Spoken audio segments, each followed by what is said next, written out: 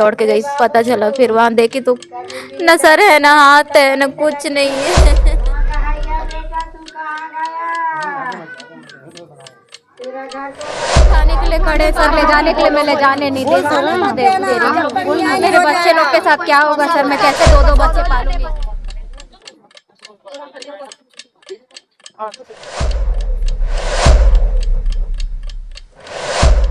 फिर एक दुर्घटना में एक मौत और एक परिवार तबाह। जी हाँ, फिर एक घटना भिलाई में हुई है और ये घटना हुई है ट्रांसपोर्ट नगर की रोड पे, जहां पर एक ड्यूटी जाने वाला मजदूर एक ट्रॉली के नीचे आ जाता है और तुरंत स्पॉट पे उसकी डेथ हो सकती है। आप देख सकते हैं मेरे पीछे में वो वही ट्रॉली है जिसके नीचे मजदूर आया था। महज कुछ 1 घंटे पहले की ही बात है, अपने घर से टिफिन तैयार करके नाइट शिफ्ट के लिए निकल रहा था हेमलाल सूर्यवंशी, और जिसके परिवार में अब पीछे बच गए हैं 2 बच्चे और उसकी एक पत्नी जो भी अक्सर बीमार रहती है। अब कौन संभालेगा इस पूरे परिवार को, ये प्रश्न चिन्ह उस परिवार के सामने खड़ा हुआ है। यह घटना लगातार इस क्षेत्र में होती रहती है, छोटी मोटी दुर्घटनाएं होती रहती है, पर जितनी विभत्स दुर्घटना आज ये हुई है कि जिसको हम देख भी नहीं सकते और न के दृश्यों को आपको दिखा सकते हैं, इतनी विभत्स ये दुर्घटना है। शव छितर-बितर हो चुका है, परिवार उस शव को देख के रो रहा है, बिलख रहा है और एक प्रश्न चिन्ह लग रहा है प्रशासन के ऊपर कि प्रशासन कब कार्रवाई करेगा उन गाड़ियों के ऊपर जो यहाँ पे अक्सर खड़ी होती है। थोड़ी मोड़ी कार्रवाई कर दी जाती है, उसके बाद फिर जो की त्यों स्थिति बनी रहती है और कोई ना कोई इस प्रकार से एक्सीडेंट और दुर्घटना के बीच में आते हैं। चलिए यहाँ के लोगों से मिलते हैं, समझते हैं कि क्या बातें यहाँ पर हुई और क्या अक्सर यहाँ पर होता रहता है और क्यों ये क्षेत्र दुर्घटना मेरे हस्बैंड, मेरे पति को बहुत चिंता रहता था मेरे बच्चे लोग का। ये मेरी बेटी है 15 साल की, मेरा 16 साल का बेटा है। हाँ, मेरे बच्चे लोग के साथ अन्याय हो गया, मुझे न्याय चाहिए। डमरगोली के फैक्ट्री में काम करते थे, एक दिन भी छुट्टी नहीं करते थे। अभी बोले जल्दी जल्दी से टिफिन डाल दे, मैं जा रहा हूँ। मैं पानी भरी थी, मैं बोली थोड़ा सा रुक जाओ 2 मिनट बोल के टिफिन जैसे पैक करी वैसे ही निकल गए और आते ही जैसे घर से निकले थोड़ी दूर में यहीं पे हादसा हो गया सर। यहीं पर घर है हम लोग का। मेरे बच्चे लोग के साथ अन्याय हो गया। बच्चे भी पढ़ाई कर रहे हैं? मेरी बेटी 10वीं पढ़ती, मैं अभी स्कूल का फीस भी नहीं भरी, उधर रिजल्ट नहीं आया अभी 10वीं का। मेरा बेटा 11वीं पढ़ रहा है अभी। मैं अपने बच्चे लोग को पढ़ा लिखा भी नहीं पाऊंगी, कुछ नहीं कर पाऊंगी।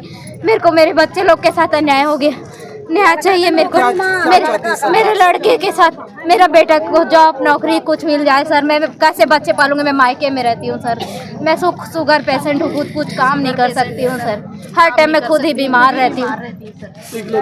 हाँ, बस वही थे, यही सहारा थे। मेरे सास ससुर गांव में रहते, मेरी सास भी अभी डेट हो गया, मेरी सास का भी। 1 घंटा पहले की घटना है। अभी 1 घंटा प्रशासन और लोग क्या बोल रहे हैं? अभी तो कोई आया ही नहीं है। पुलिस वाले तो खड़े हैं, वो उठाने के लिए खड़े सर, ले जाने के लिए मैं ले जाने नहीं दे सर, दे रही। मेरे बच्चे लोग के साथ क्या होगा सर, मैं कैसे 2 बच्चे पालूंगी।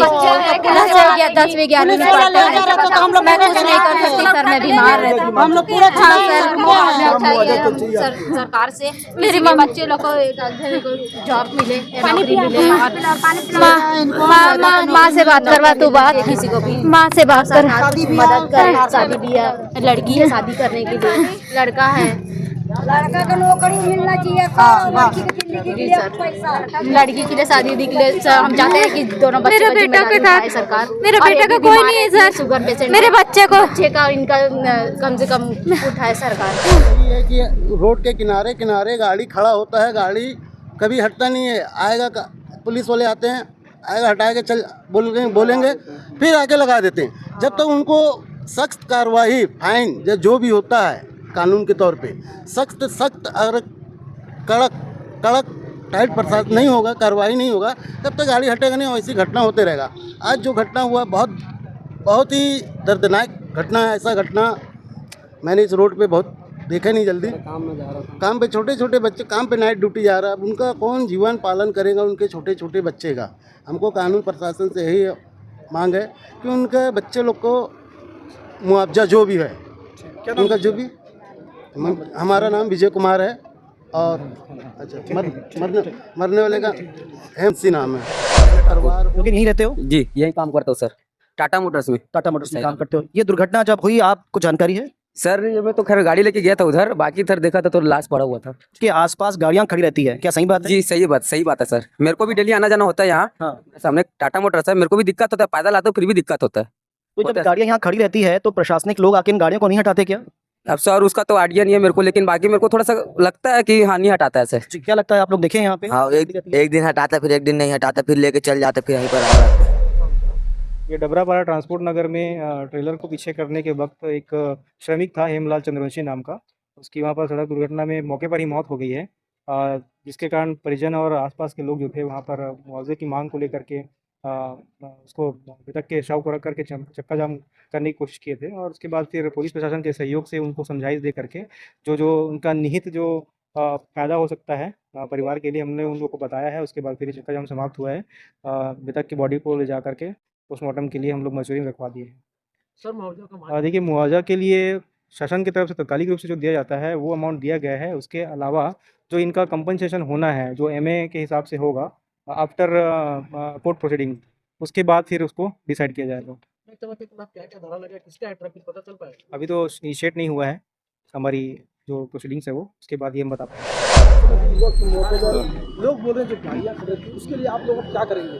क्योंकि ये जो एरिया है डबरापारा से लेकर ट्रांसपोर्ट नगर का पूरा एरिया है, पूरी गाड़ियाँ यहाँ से लगातार आती है। ये एकमात्र रूट यही है जो डबरापारा से ट्रांसपोर्ट नगर तरफ आएगा, क्योंकि इसमें गैरेज भी है और जिसमें सभी ड्राइवर्स के जो निवास है वो भी है, तो अपने निवास के सामने गाड़ियाँ खड़ी करते हैं। और अभी बाएं तरफ जो ट्रांसपोर्ट नगर है वो भी निर्माणाधीन है, तो ये जैसे ही निर्माणाधीन हो जाएगा तो पूरी गाड़ियाँ जितनी रोड में खड़ी होती है पूरी ट्रांसपोर्ट नगर में चली जाएगी। तो हमारा प्रयास है कि जितनी गाड़ियाँ जो अनावश्यक रूप से खड़ी है ट्रांसपोर्टर के माध्यम से भी हम लोग कि ये रोड में गाड़ियाँ ना खड़े करें, जिसके दुर्घटना की संभावना बनी रहती है। तो इसमें हम लोग कार्रवाई भी करेंगे। ट्रांसपोर्टरों को भी बताया गया है कि अपनी गाड़ियों को रोड में ना खड़े करें और ऐसी जगह में खड़े करें जहाँ सुरक्षित रहे, और जो गैरेज की गाड़ियाँ हैं वो भी अंदर तरफ ऐसे दबा के लगाएं या अपना जो भी रिपेयरिंग कराना है, ताकि यातायात बाधित ना हो।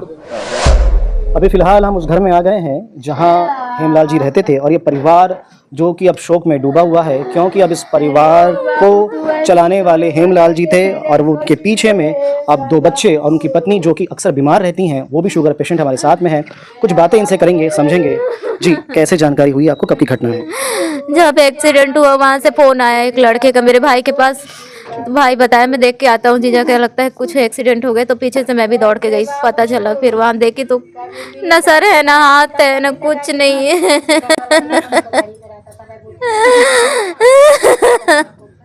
परिवार में वही कमाने वाले थे, अब कैसे चले? कमाने वाले थे जी, दोनों बच्चे को और वही देखते थे, वही संभालते थे, और कोई नहीं है, तो कोई संभालने वाला, कोई सहारा नहीं है सर हम लोग का। कहाँ, किस कंपनी में काम करते थे, कितने बजे? डामर गोली के फैक्ट्री में काम करते थे। 6 से 6 ड्यूटी था उनका। 5:30 बजे निकल जाते थे घर से, तो 6 बजे वहाँ पहुँचते थे। तो बस वहीं जा रहे थे और वहीं जा रहे थे ड्यूटी करने के लिए। 6 बजे पहुँचना रहता था, तो 5:30 बजे निकलते थे घर से। कुछ बात आपसे हुई उनके जाते समय में? आज क्या बात हुई उनसे, अंतिम बात? आज कोई बात नहीं है, बस बोल रहे थे पानी उनी छोड़। पानी भर रही थी मैं, तो जल्दी से टिफिन पैक कर दे मेरा, जल्दी से टिफिन पैक कर दे बोल के 3-4 बार बोले। बस फिर टिफिन पैक करके दी हूँ और उसके बाद जल्दी जल्दी चले गए लोग। मेरे बच्चे लोग के साथ अन्याय हो गया। मेरे बच्चे लोग के लिए कुछ मुआवजा चाहती हूँ सर। मेरे बच्चे लोग को मैं अकेले कैसे देखूंगी सर उनके पीछे में? जी सर, हम चाहते हैं कि उनके बेटे को नौकरी दे सरकार, और बच्ची को पढ़ाई लिखाई शादी सब चीज़ का खर्चा उठाए। इनको मेरी बहन को भी और उनकी बेटी का भी, दोनों का सरकार उठाए। बस ये चाहते हैं। हमारे साथ होना चाहिए सर, हमारे साथ अन्याय ही हुआ है। अब एक्सीडेंट हो गया, बहुत बड़ा एक्सीडेंट। बहुत संभाल के चलाते थे गाड़ी उड़ी, ऐसे नहीं है कि कहीं पे भी जाके। आराम से जाते थे, साइकिल से ही थे और साइकिल में थे। तो जैसा कि सुना हमने, बहुत ही सरल स्वभाव के थे, सामान्य रूप से धीमे ही चलते थे, पर छोटी सी चूक जो कि प्रशासनिक चूक थी, वो उनकी खुद की चूक भी नहीं थी, आज एक परिवार उजड़ जाता है।